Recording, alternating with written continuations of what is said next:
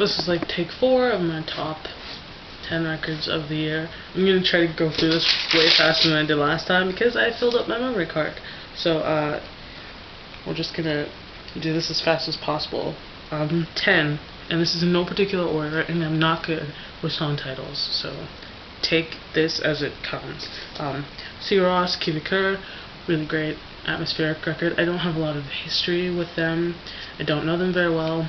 This is the first C. Ross record I've listened to in completely, and it's very dark and moody, and there's very uplifting moments, especially with the lead vocalist singing over it. It makes it all really hopeful in the midst of all the darkness of the instrumentation. His voice is really hopeful. Brenda Steven being one of my favorite singles of the entire year, maybe my favorite. Really awesome, just build up to this really sweet, angelic ending, and then like a lot of crashing drums at the end of it. It's like a child screaming in the middle of what they know is going to be a war, a coming war. He's just singing there, and it's really pretty. Title track as well, really great. Yeah, I can't really.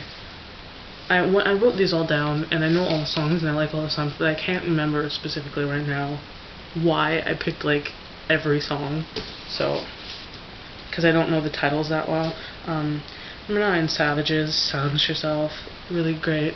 Almost like a Riot Grrrl revival group. Really a throwback to that 90s Riot Grrrl aesthetic. Really awesome punk, sort of emo, sort of. Great bass lines.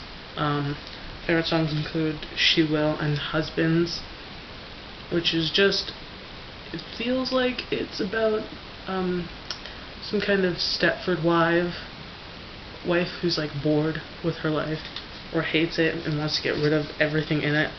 I'm not 100% sure on that. Queens of the Stone Age, number 8, like clockwork. Queens of the Stone Age back to doing what they usually do, laughing really hard. It's all really good. It's better than some of their more recent records. And Josh Homme, his voice is amazing. All the stuff is really like dark hard rock. I love it.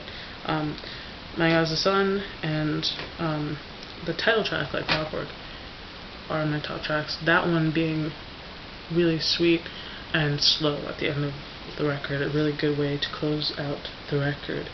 What are we on now? 7, Ice Age. You're Nothing, great. Sort of, the vocals remind me a lot of sort of 80s punk, British 80s punk bands that I've grown up listening to, and I really like it. Really full of swagger, braggadocious sort of vocals, and just a lot of really like dark punk that I really like. And I don't have any top tracks. Just listen to the record. It's not as good as their last one, in my opinion, but it's still really great. Number 6, Shia Junsu. I really can't pronounce that first part. Actually, a K-pop artist, formerly of TVXQ, part of JYJ. There's a whole bunch of drama as to why he is doing what he is the way he's doing it, which if you're not into K-pop you don't want to hear about. But it's a really solid R&B record from start to finish. It's really even and really nice to listen to, and I like to listen to it when I'm grocery shopping. Not so many club bangers, not so much like baby making music, because they don't do that in K-pop, but a lot of ballads, a lot of sweet R&B songs, straightforward R&B music. 5, 4, Laura Marling. Once I Was an Eagle. I really love her voice. She's a really great folk singer, and she plays guitar really well. Her last record was a little bit uneven. There were a lot of songs that were super catchy, and then there were songs that in the middle of that would just slow the whole feeling all the way to the end. Like there were like 3 songs right at the end of the record that really slowed the pace of the record to like a crawl, and you got really bored.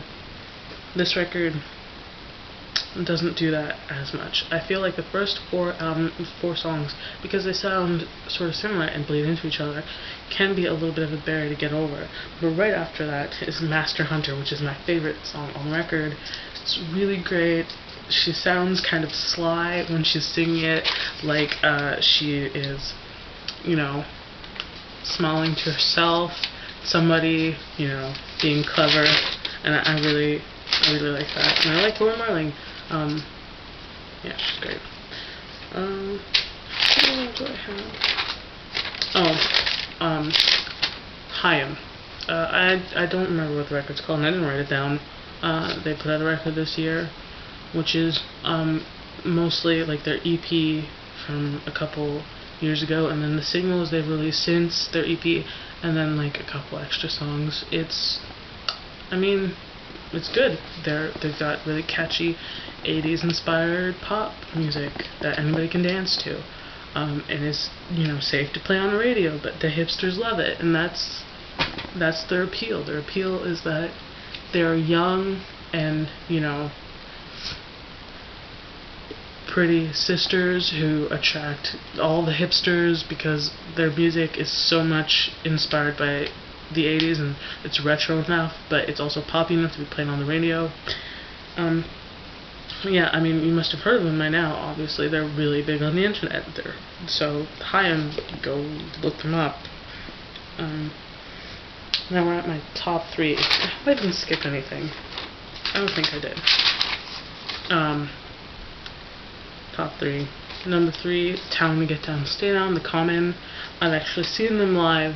Tao's voice is very, you know, kind of off sometimes. She can be kind of off when she's singing, when she gets really into it, but I feel like I've heard that that's just the way she is. That's just like a folk sort of vocal style, and I don't know if that's true, but it can be hard to listen to just for some people, but I really like that it's kind of an alt folk, alt country kind of thing, and she plays the guitar like crazy when she's like on stage. She plays also as she's singing, and she at one point, I remember, was playing her guitar with a drumstick. Very, very strange. The title track, my favorite track on the record, All the Day Long, has a nice bouncy bass line. I really like that one. Number 2, Nico Case, The Worst Things Get, which is a really long title. I won't finish it. Very personal Nico Case record. The first time she's ever written lyrics about herself, as far as I've heard in interviews. Feels very emotional. And, you know, it's the most hard rocking record she's ever made. I feel like I've never really heard much electric guitar on anything else before this one. But, you know, she's still telling dark stories. Nearly Midnight in Honolulu was about, you know, hearing some mother telling her kid to shut up, and, you know, just being a shitty parent, and her witnessing this moment. So that's a really great one. The whole record's really great. I really like it, and if you like storytelling in your folk, your alt folk, alt country stuff, more alt country, you should definitely listen to Nico Case. Number 1, Janelle Monáe, The Electric Lady, which is an art piece. Like with anything Janelle Monáe, it's an art piece. It's got skits, and the videos are important to watch, and the whole thing needs to be taken together. It's a straight up, you know, R&B, pop, soul kind of record, but it's weird and quirky, and that's why we love Janelle Monáe, I think, because she's just a little bit out there, and if you can ignore all that, you can still enjoy the music, but you can really get into that. There is another level added to it of just straight up entertainment value. R&B, good R&B soul music that feels like a little bit of a throwback. My favorite songs being, you know, the 2 singles, Prime Time being a duet between two lovers, and Give 'Em What They Love featuring Prince. Really great, funky song. That's my top 10. Let's see how much time I have left. 7 minutes, yay! Okay. Honorable mentions: Braids, Flourish, Perish. Different than their past work, a little bit more electronic. It's great as far as I can tell. The first time I listened to it, I was really bored. I listened to it again, and I got into it. Pardon me. I got into it with my headphones on. Sort of like a very, there's a subgenre I'm trying to think of that I can't think of the name of. Some kind of electronic subgenre, but listening to it with my headphones on, I really did get that it was super trance-like. A lot of it with a lot of a nice repeating beat and light singing over it, and I haven't listened to it enough to put it on my list, so it's not. But I liked it from the second time or third time I heard it. Vampire Weekend, Modern Vampires of the City, not my favorite Vampire Weekend record. The first one still holds that title for having like a little bit of a UB40 reggae influence there that I loved. So that might have been what colored my decision not to put that on my list. Also, I just feel like it's getting a lot of hype, and I knew it was going to be on a lot of people's lists, but I already knew it wasn't going to be on mine, and I kind of felt bad, and I almost put it on my list, but I don't want to be influenced by other people's lists. It's a good record, a good solid record, but it's not my favorite of the year. James Blake's new record, I don't remember the title right now, but that's a good one. I've heard it not enough times. Sorry. It's like a little bit more R&B than he used to go. It's a little bit more accessible. My mom likes some of it, and my mom doesn't like anything electronic, too much electronics in her music, so his voice is amazing. He could sing on a lot less complicated stuff and be more popular, but that's not what he wants, and I respect that. I haven't heard it enough to have put it on my list, and that's why it's not on there. Maybe it would have been. Disappointments. Yeah, it's Mosquito. I could go on and on. Actually, I have it here. I can go on and on about how big of a disappointment to me this record was. I've never been disappointed by anything they've put out until this record. It feels like some ideas that they had that they went in the studio and recorded once and put on record, like demos or something. It's totally, completely disappointing and a waste of your time. The only good song is Sacrilege, and that has a kind of cheap build up to it to make it sound so interesting and epic, with like a gospel choir in the background and the repeating of Sacrilege, over and over again at the end of the song. It's a good song, with a cheap trick, but the whole record I wasted money on, and I'm very bitter about it because they've never disappointed me until this, and I'm sad.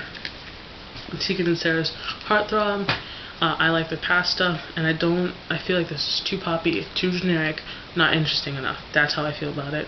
It's on a lot of best of lists. I don't have a hard copy of that one. I felt them going in this direction from Sainthood, but I didn't think it would be such a sharp, just like, transgression. I feel like they went backwards as far as the complicated inner workings of their music. Like, they made it less complicated and less interesting, less personal. It's all very shallow, and I despise it. Everything, Arc, not a terrible record, but I was expecting so much from it because their last record was my favorite record of all time, Man Alive. And it feels like the things that worked for them on their last record, being scattered, jumping genres, having a lot of weird instrumentation, it feels like it worked against them on this. There was too much going on. It felt really dramatic, over-dramatic. It just felt like too much. And I am disappointed because I ordered it. I don't have it out, but I ordered the deluxe edition before I even heard the record, expecting great things, and I was disappointed, not because it's completely awful, but because it does not live up to my expectations, which were too high, I admit. So yeah, that's my top 10 honorable mentions, disappointments. What I'm looking forward to next year: St. Vincent, new stuff from her, hopefully new stuff from Warpaint. I've been looking forward to that, and maybe new Tune-Yard stuff. That's stuff I want to hear. So thanks for watching. Like, I don't particularly care. And tell me about your favorite albums down in the comment section. And yeah, thanks.